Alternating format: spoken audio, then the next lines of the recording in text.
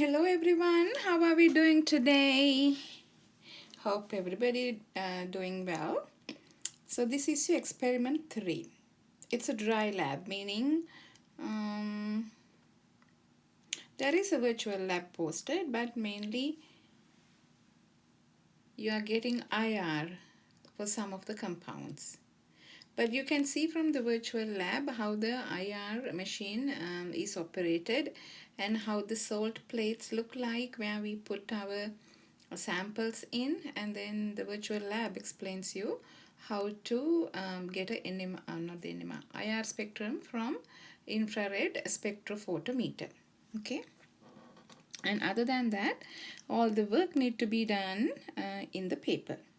Okay, so you have some pre-lab and post-lab work that you need to be done. So for the pre-lab, you are given few compounds and then you need to find out the functional groups and approximate wave number range.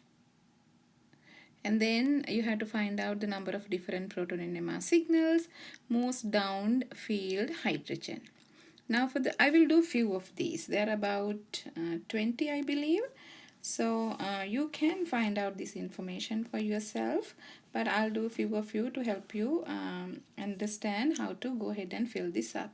Now for the first one, it is an alcohol functional group, right? So the functional group, you can say it is alcohol functional group, alcohol. Okay, and then approximate wave number. Wave number is with regard to the IR region. So you can refer to the IR data tables and you can see here the alcohol, the functional group alcohol, the most prominent peak is going to be OH peak, that is around 3600, 3650 to 3200. So which you can go ahead and write down around 3650 to 30, I forgot the number, 3650 to 3200, 3200 wave number. Okay, and then that's the functional group, alcohol functional group, and then the wave number around this region. Number of different proton NMR signals. If you don't see it in the skeleton structure that is being drawn, you can expand it on a side. I'm just going to go ahead and write it here. OH, then you have 2 hydrogens here, and then you have 2 hydrogens here, and then you have 3 hydrogens there. Now for this one, how many different regions or different NMR signals would you expect here? What do you think? So the alcohol hydrogen come at a different area. And these 2 hydrogen would be in one region, these 2 would be in one, these 3 would be in another region. So number of different proton NMR signals would be 4. And then which one do you think is the most downfield hydrogen? We have a hydrogen here directly attached to the oxygen.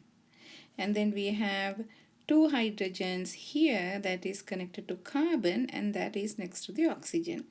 Again, you don't have to remember any of these values. You can refer to the proton NMR table. Now if you have an alcohol, where is the alcohol OH comes? Right here, variable 2 to 5. And then CH2 next to alcohol group, we have this one, but we don't have. Okay, so I believe, so this variable 2 to 5, I would go for the alcohol hydrogen. Okay, so the alcohol hydrogen would be the most downfield one. So the most downfield hydrogen would be, you can write it here as either alcohol hydrogen, or you can just draw the structure and then you can circle. This is the hydrogen that would be more downfield. Okay, and that is how you answer these questions. And let's do another one. The second one also alcohol, the same functional group region, and you can identify how many different proton NMR signals there would be. How many? 1, 2, 3. It would be 3 because three methyl groups, I mean 2 methyl groups carrying 3 hydrogens. That would be one region, hydrogen on the carbon one, and then hydrogen on the oxygen another one. Okay, so the most downfield hydrogen would be the one on the oxygen. Now if you look at this one over here, functional groups and appropriate wave number. What is this functional group? OCH3, CH2CH3. That's a ether functional group. Okay, and then you can refer to the table and then find out carbon oxygen wave number. Carbon oxygen wave number for ether is about 1250 to 1050. So you can write down that number, 1250 to 1050.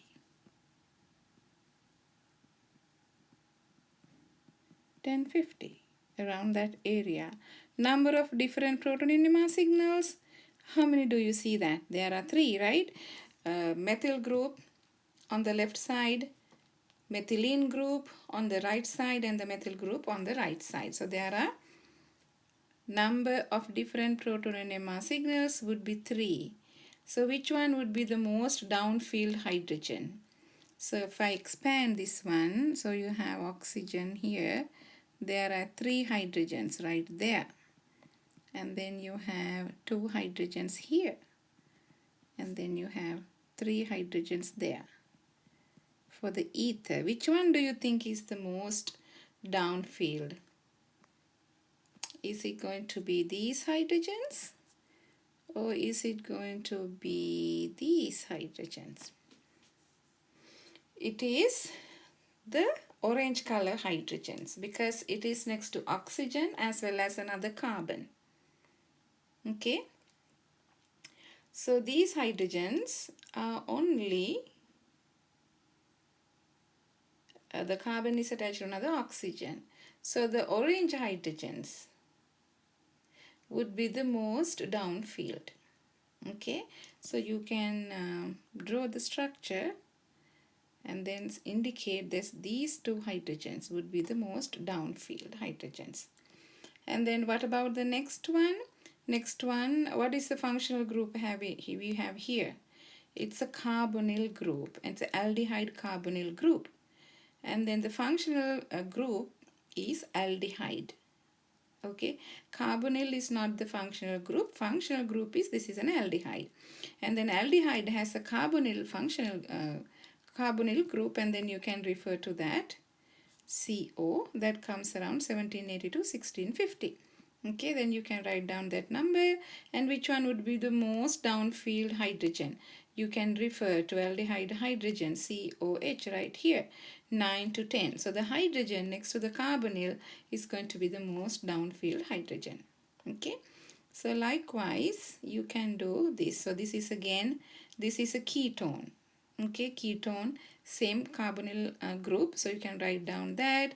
And the 3 hydrogens on either side of the carbon are going to be equally downfield since it's symmetrical.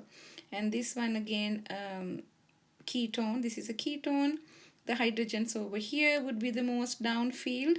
Okay, and this is a ester functional group, and in an ester the 2 hydrogens next to the oxygen would be the most downfield hydrogens.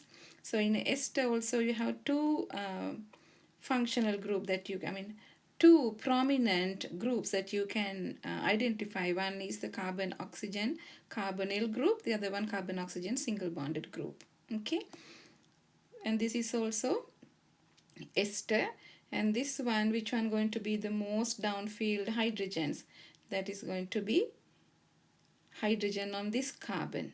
Okay, and this is an aldehyde. In aldehyde, hydrogen comes around 9, 10, most downfield, and then these are around 7.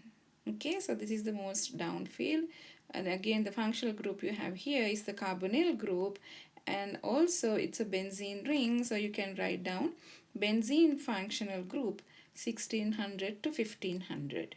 Okay, and also for the aldehyde, you can write down the carbon hydrogen stretching vibration, aldehyde carbon hydrogen stretching 2820 to 2720, and for the carbonyl group is 1780 to 1650, like that. Okay, and then these are the same. Again, for this also you have a carbonyl group around 1700, so the benzene ring, you can write down that, and then this hydrogen would be the most downfield aldehyde hydrogen. Same thing here, same thing here. Okay, same thing here, this hydrogen would be the most downfield, I believe.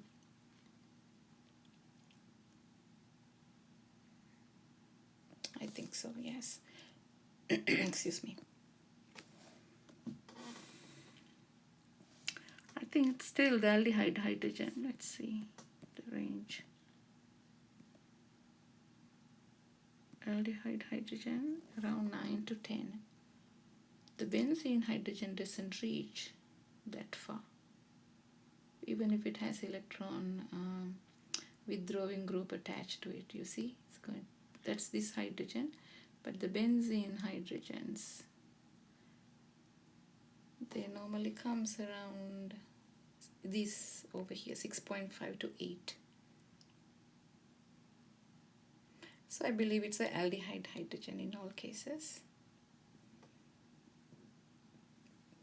Excuse me. Okay, and this is aldehyde, and this is a ketone. This is also a ketone, so you can write down the functional group. It's not that hard, okay? And then this one, we have two functional group. We have an ether functional group and ketone.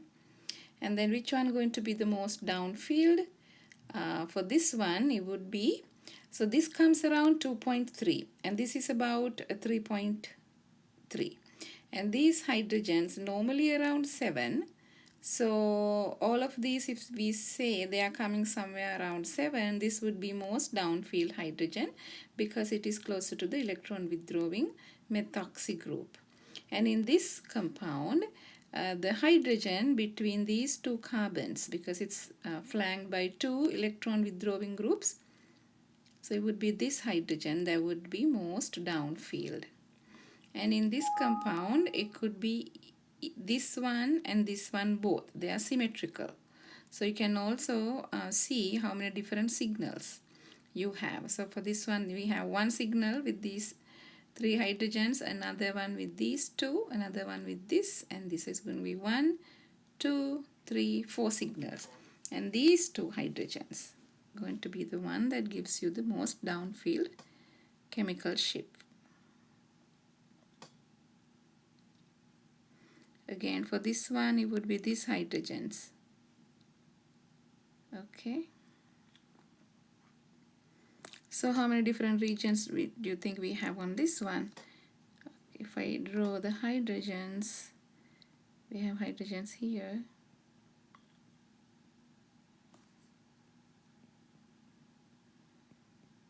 Okay, there are 3 hydrogens here, and then 3 hydrogens there.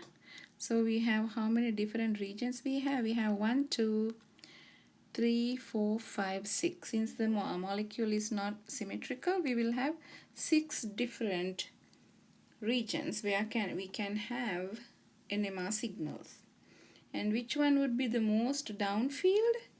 The most downfield hydrogen would be this hydrogen because it's next to a carbonyl group, which is more electron withdrawing compared to a methyl group.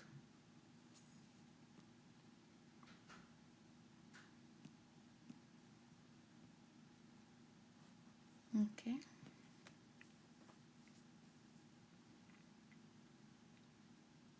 Okay.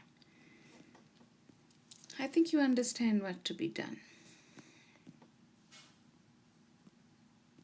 Okay, let's see. All right. Okay, so now the next part is your post-lab part where you are given a proton NMR spectrum and you need to figure out what is the structure of these molecules. Now for the first one, you have a one hydrogen around 9.72, and then since it's 9.72, it's obvious it's going to be aldehyde hydrogen. And then 2 hydrogen 2.44, 3 hydrogen 1.07. So so there are 3 hydrogens, CH3, and 3 hydrogen, and then you have a 2 hydrogen, CH2, and then you have a 1 hydrogen around 9.72. So the structure should be something like this: propanaldehyde. Okay, so the 1 hydrogen is a triplet, that is going to be this one, 9.72, 1 hydrogen. So this hydrogen is with 3 bond coupling with the these 2 hydrogens, this hydrogen, giving us 1, 2, 3 bond coupling, a triplet. Okay, and then the CH2, the CH2 hydrogens is going to be a quartet, and this is this one, a quartet. And then the methyl group is a triplet, which is this one. So the structure of the molecule is CH3, CH2, COH, propanaldehyde. The next one, we have unknown compound. We have a hydrogen, a broad one, another 1 hydrogen 3.58, and then we have a 6 hydrogen 1.13. So the 6 hydrogens is this one, and it is a doublet. So then we know we have a piece like that, 6 hydrogen doublet due to the single hydrogen. And then we have a 1 hydrogen around 3.58 over here, and 3.57 over here. So these two, both of those, are going to overlap in that region. But we know there is a 1 hydrogen broad. Broad hydrogen normally comes with the alcohol group, OH.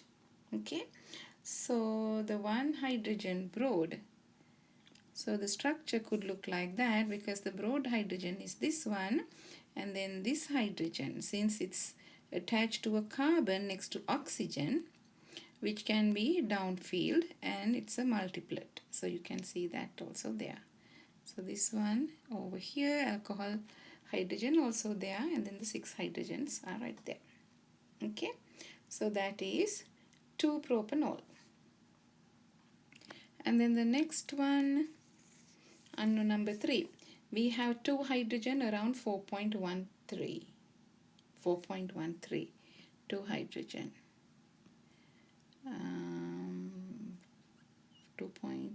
2.47, 2 hydrogen right there, 2.47.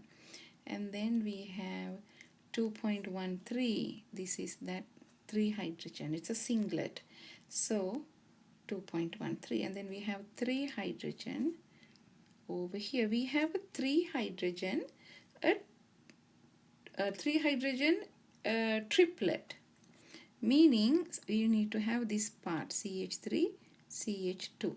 So 3 hydrogen triplet, that is this hydrogens.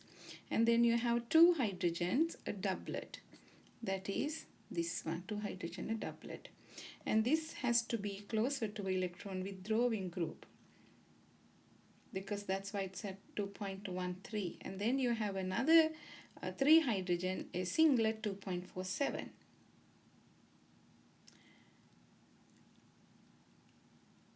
Singlet. So let's see if you have, we'll go and see whether what should be the molecule look like. We can have a molecule CH3CH2. The 2 hydrogens are more downfield compared to the 3 hydrogens. So it could be something like this, OCOCH3. So this one, methyl group, CH3. Singlet could be 2.13. This one, 2 hydrogen, a quartet, it should be more downfield, which is 2.47. 2.13, 2.47, not now. Well, if it is closer to oxygen, or the other option is, it could be like this, CH3, CH2, CO, CH3. Now to find out which one is the structure, I'm going to refer to the chemical shift table. Okay, let's see here. When a methyl group is closer to oxygen, it should be around 3.3. When a hydrogen closer to a carbonyl group, it's 2.1, 3.3. Let's go ahead and see. If it is around 3, then it's next to oxygen. If not, it's not going to be near to oxygen. It could be carbonyl group, 3.3.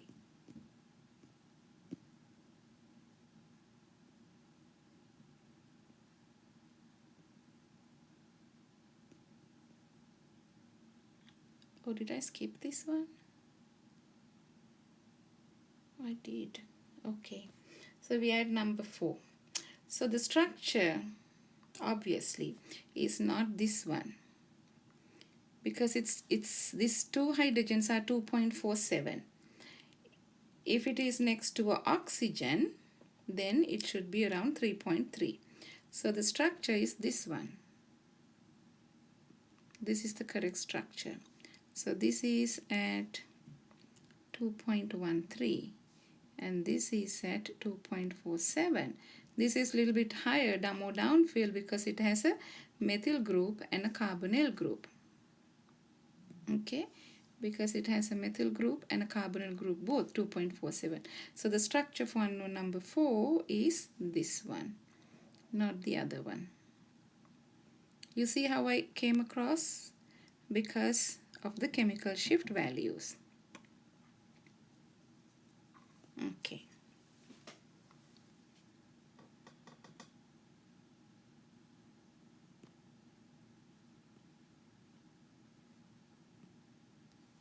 So this methyl group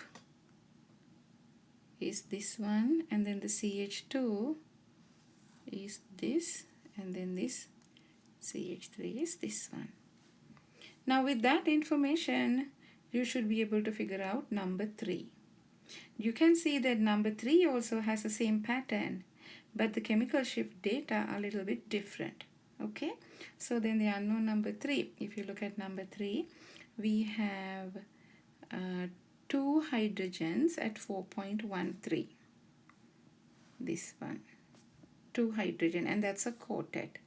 So CH2 next to a methyl group, and then we have 3 hydrogen at 1.29 right here, 1.29. Three hydrogens, that's a triplet, so that is 1.29 hydrogen, and then CH2, this is 4.13, 2 hydrogens. It is at 4.13, meaning now we can consider that is next to oxygen. Okay, and then you have another singlet, 3 hydrogen singlet at 2.21. Singlet at 2.21 is when it is next to a carbonyl group, CH3. So that is the structure for that. Okay, fun. Isn't it fun to figure these things out? Now what I would like you to do is you do it yourself and then come and see if you get the correct answers. Okay, and then the unknown compound number 5, we have 1 hydrogen, 7.45, 1 hydrogen, okay, so there are 7.7, 7.61, 7.45, 7.25. So they all these 4 are on a benzene ring. Okay, and then you have 1 hydrogen over here. 10.36, and that is the hydrogen from an aldehyde, this group. And then you have a methyl group, CH3. See, 3 hydrogen. And that is next to benzene ring, CH3. That comes around 2.3. And then you have a aldehyde group.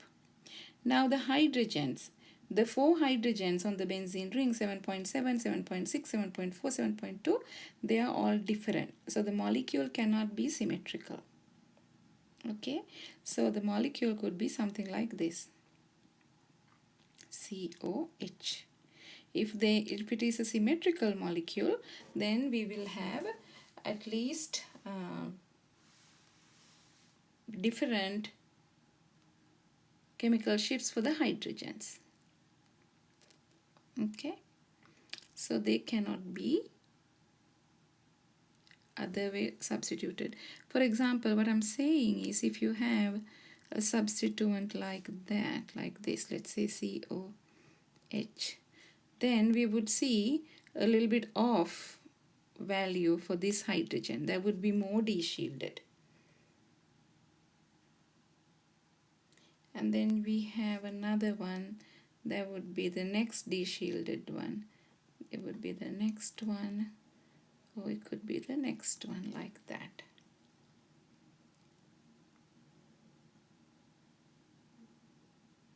But in this one also we have, this would be more de-shielded.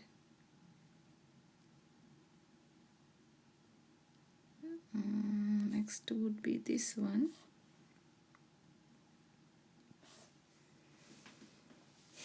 It's kind of hard to say though.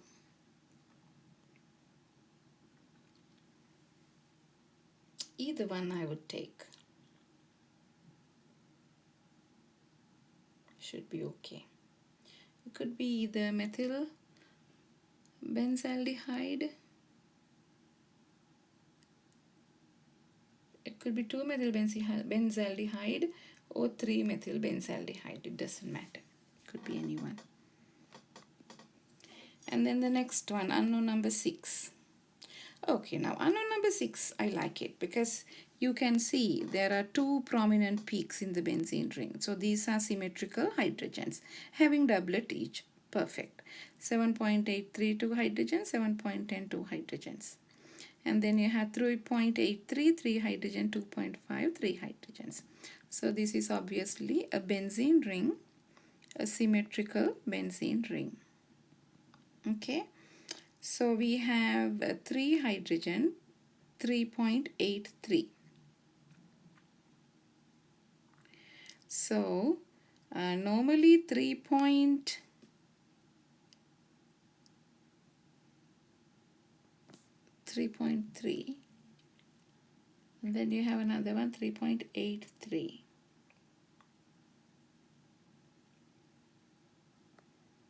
So you can have something like this,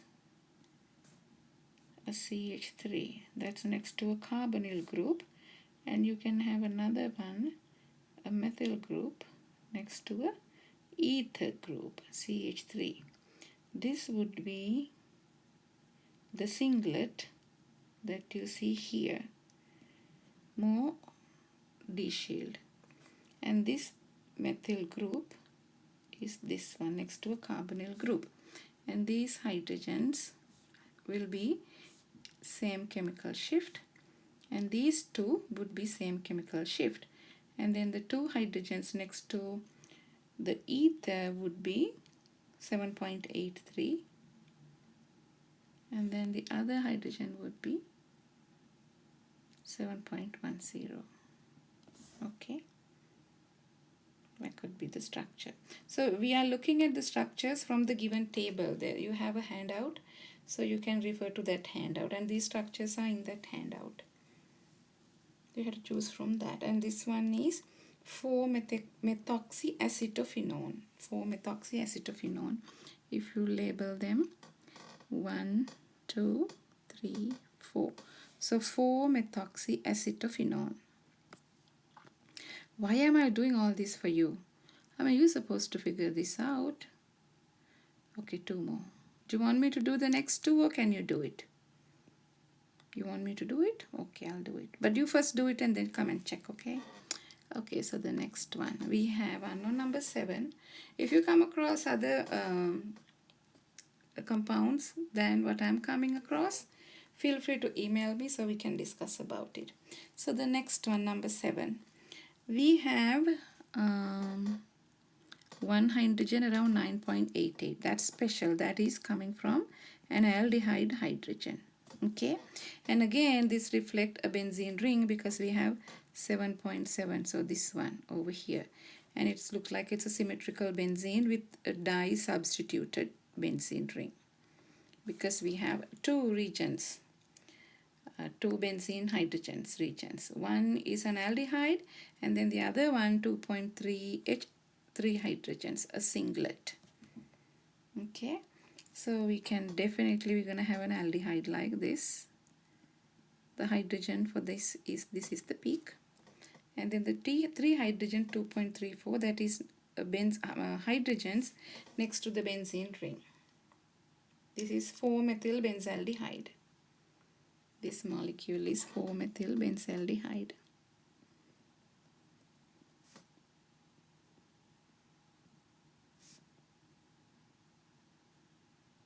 Okay, and one more to go, I believe. Yes, yeah. Now what about this one? So this doesn't look like it's a symmetrical molecule because you can see that the pattern is not that prominent for a di-substituted symmetrical benzene ring. So we have 4 hydrogens in fact, 7.53, 37, 12 and 10, 4 hydrogens in that region. And then we have 3 hydrogens, 3.83, 3 hydrogen 2.50. So what could be the structure here? So it should be something like that. We have a 3 hydrogens, CH3 group, 3.83. That could be due to a methyl group next to oxygen. And then we have 3 hydrogen 2.50, CH3, that's next to a benzene ring, is 2.50. So when you put them together, it would be something like that. You have a OCH3 group, and then we have 4 different hydrogens on benzene ring. So then the hydrogens are not going to be symmetrical in the benzene ring, so we can have our other methyl group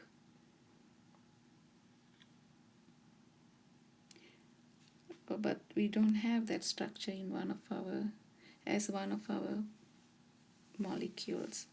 So this could be something like this then, COCH3.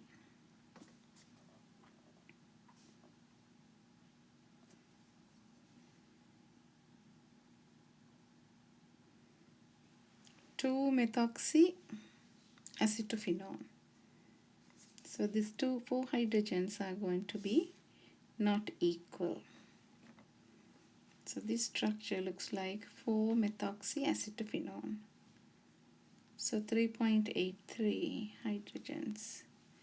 These 3 hydrogens are these, and the hydrogens on the next to the carbonyl group 2.50, and then the other hydrogens on the benzene ring.